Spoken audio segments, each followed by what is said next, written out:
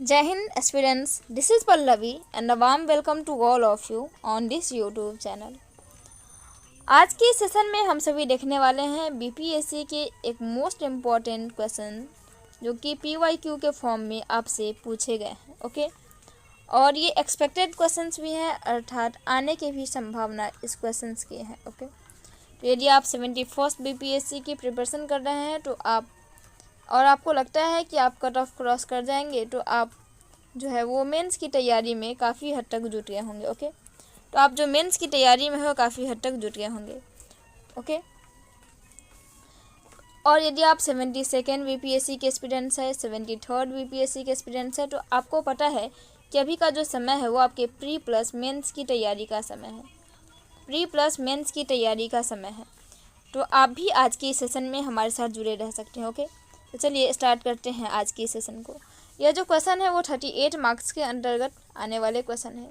ये 38 मार्क्स के अंतर्गत आने वाले क्वेश्चन है और आप जानते हैं 38 मार्क्स के क्वेश्चंस को हम सभी कितने वर्ड्स में, हम सभी 4 से 5 पेज में, ओके, 4 से 5 पेज में लिखने का प्रयास करते हैं। ओके, कितने पेज में? 4 से 5 पेज में लिखने का प्रयास करते हैं। ओके, चलिए पढ़ते हैं कि क्वेश्चन हमारा है क्या। क्वेश्चन क्या है, अब इसको पढ़ते हैं। थोड़ा सा क्वेश्चन जो है वो आपको नहीं दिख रहा होगा तो मैं बोलती हूँ, आप सुनिएगा और फिर आप समझिएगा। ओके, क्वेश्चन है भूजल प्रदूषण। भूजल प्रदूषण भारत का एक बढ़ता चिंता है। ओके, भूजल प्रदूषण जो है भारत की एक बढ़ती चिंता है जो स्वास्थ्य को, कृषि को और पर्यावरण को प्रभावित कर रहा है। भूजल प्रदूषण जो है वो भारत की एक बढ़ती हुई चिंता है जो स्वास्थ्य, कृषि और पर्यावरण को प्रभावित कर रही है।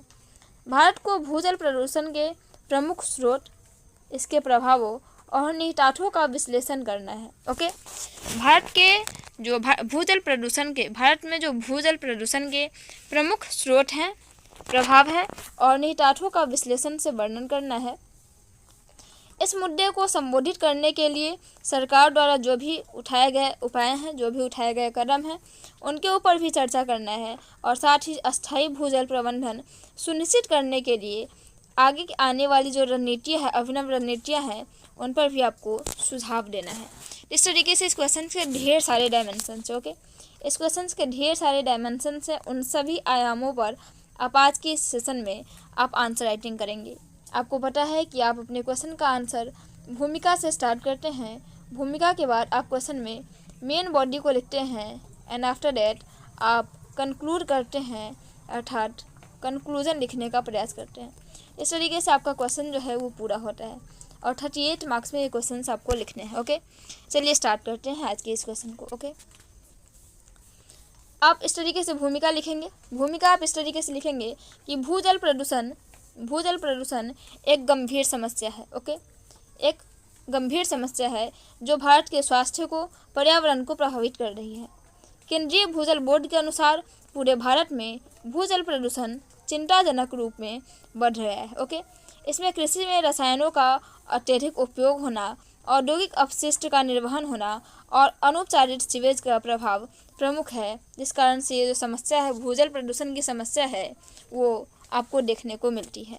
इसके बाद आप मेन बॉडी में आएंगे और आप लिखेंगे भूजल प्रदूषण के क्या क्या प्रमुख स्रोत हैं।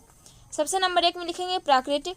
ओके, प्राकृतिक रूप से उत्पन्न होने वाले प्रदूषण। दूसरा कृषि, तीसरा औद्योगिक अपशिष्ट, चौथा शहरीकरण, खारे पानी का अतिक्रमण और अपर्याप्त जल उपचार। ये सब के सब प्रमुख स्रोत हैं भूजल प्रदूषण के। ओके, इसके बाद आप सबके बारे में डिटेल से लिखेंगे क्योंकि 38 मार्क्स का क्वेश्चन है।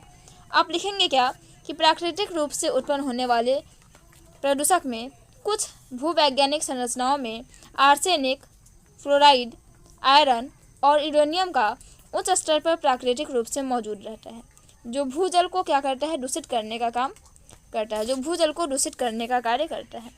कृषि में आप लिखेंगे कि उर्वरकों, कीटनाशकों और शाकनाशियों को अत्यधिक उपयोग से हानिकारक रसायन जल स्तर में पहुंच जाते हैं। औद्योगिक अपशिष्ट में आप लिखेंगे कि अनुपचारित औद्योगिक अपशिष्ट अक्सर भूजल स्रोतों से पहुंच जाते हैं, जिससे भारी धातुएं और अन्य विषाक्त पदार्थ मिल जाते हैं। नेक्स्ट आप लिखेंगे शहरीकरण में, शहरी क्षेत्रों में जो लीकेज वाली समस्या है वो भी सीवेज प्रणाली और अनुचित अपशिष्ट निपटान भूजल प्रदूषण में योगदान करते हैं। खारे पानी के अतिक्रमण में आप देखेंगे भूजल की अत्यधिक दोहन के कारण समुद्र का जो जल है वो खारे मीठे जलों के भंडारों में घुस जाता है। जैसे आप देखेंगे कि राजस्थान में लवणीय प्रदूषण ग्रामीण वस्तुओं की संख्या में सबसे अधिक है। नेक्स्ट आप देखेंगे जो लास्ट है अपर्याप्त जल उपचार। अपर्याप्त जल उपचार में आप यह देखेंगे कि पानी को छानने और उपचार प्रणालियों की विफलता से भूजल प्रदूषक प्रवेश कर सकते हैं। ओके, नेक्स्ट आप लिखेंगे क्या, नेक्स्ट आप इस तरीके से लिखेंगे भूजल प्रदूषण के प्रभाव। ओके, क्योंकि क्वेश्चन में आपसे भूजल प्रदूषण के प्रभाव भी पूछे गए थे। तो भूजल प्रदूषण के प्रभाव में आप ये लिखेंगे कि स्वास्थ्य संबंधी समस्याएं हैं। इसके बाद जल संसाधनों का नुकसान है। ओके, इसके बाद किसका नुकसान है, जल संसाधनों का नुकसान है। भूमि का मूल्य कम होना है। ओके, नेक्स्ट है आर्थिक प्रभाव। नेक्स्ट है पर्यावरण पर नकारात्मक प्रभाव। ये सब के सब भूजल प्रदूषण के प्रभाव है। ओके, ये सब के सब क्या है, भूजल प्रदूषण के प्रभाव है। ओके, चलिए okay, just wait a minute. Okay,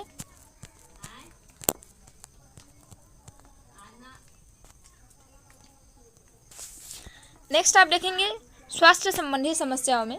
okay, स्वास्थ्य संबंधित समस्याओं में आप यह देखेंगे कि जो स्वास्थ्य संबंधित समस्याएं हैं, ओके, जो स्वास्थ्य संबंधित समस्याएं हैं वो दूषित जल पीने से, ओके, दूषित भूजल पीने से विभिन्न स्वास्थ्य समस्याएं उत्पन्न होती हैं, जैसे कि मेथेमोग्लोबिनोमिया। ओके, आप इस तरीके के एग्जाम्पल्स लिखेंगे ताकि आपका जो आंसर है वो बेहतर हो। जैसे हम ब्लू बेबी सिंड्रोम बोलते हैं, गुर्दे की क्षति, कैंसर, तंत्रिका संबंधी विकार, ये सब के सब स्वास्थ्य संबंधी होने वाली समस्याएं हैं। नेक्स्ट आप देखेंगे जल संसाधनों का नुकसान, जैसे कि भूजल प्रदूषण से जो पेयजल की आपूर्ति दूषित हो रही है, जिससे पेयजल संकट उत्पन्न हो सकता है। ओके, नेक्स्ट आप लिखेंगे आर्थिक प्रभाव में भूजल प्रदूषण से कृषि, मत्स्य पालन, पर्यटन जैसे उद्योगों को भी आर्थिक नुकसान देखने को मिलता है, उनको भी आर्थिक नुकसान होता है। भूमि के मूल्य कम होना में आप देखेंगे दूषित भूमि अर्थात भू संपत्ति का मूल्य कम हो जाता है। पर्यावरण पर नकारात्मक प्रभाव में आप देखेंगे भूजल प्रदूषण से जल जीवों, पौधों और अन्य वन जीवों को नुकसान हो सकता है। नेक्स्ट आपको क्या लिखना है, अब आप लोग को लिखना है भूजल प्रदूषण पर नियंत्रण। ओके, अब आपको क्या लिखना है, भूजल प्रदूषण पर नियंत्रण। आप इसमें इस तरीके से लिख सकते हैं, भूजल प्रदूषण पर नियंत्रण में आप इस तरीके से लिखेंगे कि अपशिष्ट जल का उचित निपटान, जन जागरूकता, कृषि पद्धतियों में सुधार, प्रदूषण स्रोतों की पहचान और निगरानी, भूमिगत प्रदूषण चिंता, नीतिगत उपचार, औद्योगिक अपशिष्ट का प्रबंधन और भूमिगत टैंकों और पाइपलाइनों की निगरानी, ये सब के सब जो हैं वो भूजल प्रदूषण के नियंत्रण के उपाय हैं। ओके, अब इन सब के बारे में हम डिटेल से लिखेंगे। नंबर 1 में क्या है, भूजल प्रदूषण प्रबंधन हेतु कुछ अभिनव रणनीतियाँ भी चलाई गई हैं, ऐसे वर्षा जल संचयन और जलभृत पुनर्भरण। ओके, दूसरा है भूजल उपयोग और विनिमय में अति दोहन वाले क्षेत्रों पर प्रतिबंध और भूजल निष्कर्षण का विनियमन। ओके, नेक्स्ट है समुदाय आधारित निगरानी और जागरूकता, तकनीकी हस्तक्षेप जैसे अपशिष्ट जल उपचार और प्रदूषण नियंत्रण में। ओके, नेक्स्ट नीतिगत हस्तक्षेप में आप यह देखेंगे कि राष्ट्रीय जल नीति 1987 और अटल भूजल योजना ये और राष्ट्रीय जल नीति 1987 ये सब के सब क्या है, इनके योजना है। ओके, नेक्स्ट है पीआईबी के अनुसार। ओके, पीआईबी के अनुसार राष्ट्रीय जल नीति में वर्षा जल संचयन और जल संरक्षण की वकालत की गई थी। केंद्रीय भूजल नियंत्रण बोर्ड सीपीसीबी और राज्य प्रदूषण नियंत्रण बोर्ड एसपीसीबी जल रोकथाम एवं नियंत्रण अधिनियम 1974 के तहत प्रदूषण नियंत्रण उपायों को लागू करते हैं। 1974 में सुरक्षित पेयजल अधिनियम पारित किया गया, जिसमें आप देखेंगे कि 1977 में स्वच्छ जल अधिनियम संशोधन, जिसमें 1972 में संशोधनों को स्पष्ट करते हुए इसे पारित किया गया। निष्कर्ष में आप लिखेंगे, जो सबसे लास्ट में आप लिखते हैं, निष्कर्ष में आप यह लिखेंगे कि भूजल प्रदूषण एक गंभीर समस्या है जो मानव स्वास्थ्य, जल संसाधनों और पर्यावरण को नुकसान पहुंचाती है। यह एक वैश्विक समस्या है।